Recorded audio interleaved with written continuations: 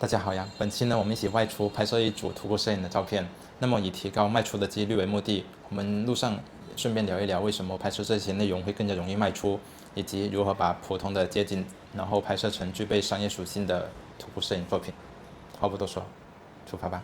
那么在开始之前，请先让我替大家打消一下设备焦虑。很多朋友在刚刚接触徒步摄影的时候，非常容易陷入一个误区，总觉得只有昂贵的拍摄器材才能够卖出照片，但实际情况完全不是这个样子。以我为例，虽然我的徒步照片中很多都是相机拍的，但我也有很多手机拍摄的照片频繁卖出，型号甚至是多年以前的小米12S 等设备。即使是使用相机拍摄的作品，搭配的镜头也无非是1000元的国产镜头和原装套头等等。打消了设备焦虑之后，我们就可以考虑要拍什么内容更加容易卖出了。比如本期我们要拍摄的雨天夜景，雨后的街景总是会自带一些氛围感，地面的积水和城市、商店、汽车的灯光反射，灯影被拉长扩散。即使是普通的十字路口，只要是地面是湿的，灯光是明亮的，画面就会立刻变得有故事感、电影感。这也是为什么很多广告、封面、宣传都会喜欢使用雨景作为题材，它能够提供徒步摄影中常被需求的情绪、画面，提高我们售出的几率。比起风光大片，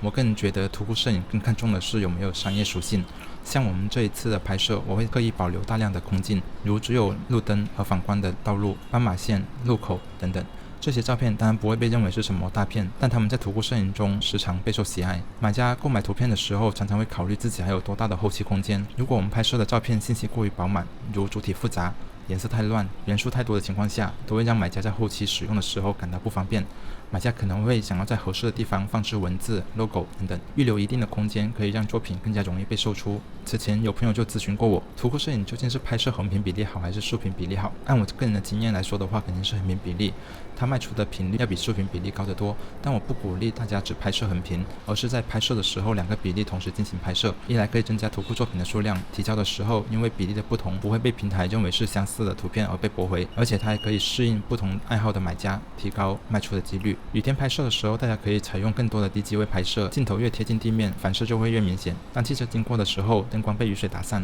整个画面会有比较明显的动态感。这种图片在汽车、自媒体、生活题材中常常会被使用到。此次我还专门到空无一人的篮球场进行拍摄，可能会有朋友不解，空场地有什么拍的必要？没有人的运动还能够算运动题材吗？对此，看管篮球场的大爷点了个赞，因为他全程也一直在看着我，不明白我究竟在拍什么。那么空旷的篮球场，买家可以拿它做毕业季、校园、成长、孤独等等主题的活动，加上我们此前所聊到的优点，元素干净、颜色统一、结构明确，这些都是非常适合买家进行后期的二次创作。比如像我们面前的彩色看台、绿色的场地，在雨水反射之后，就会形成一种很强的视觉秩序的感觉，即使没有人在打篮球，也非常有故事感，这会使得非常适合图库的销售。只要我们拍摄的内容能够使用关键词覆盖得更加完整，那么我们在上架销售的时候被买家收到的几率就会越高。多拍摄不同的机位、不同的角度、不同的情绪、不同的比例，累积更多的徒步作品数量，使得自己的作品售出的几率不断的提高。后期你也就不会因为需求而没有售出记录而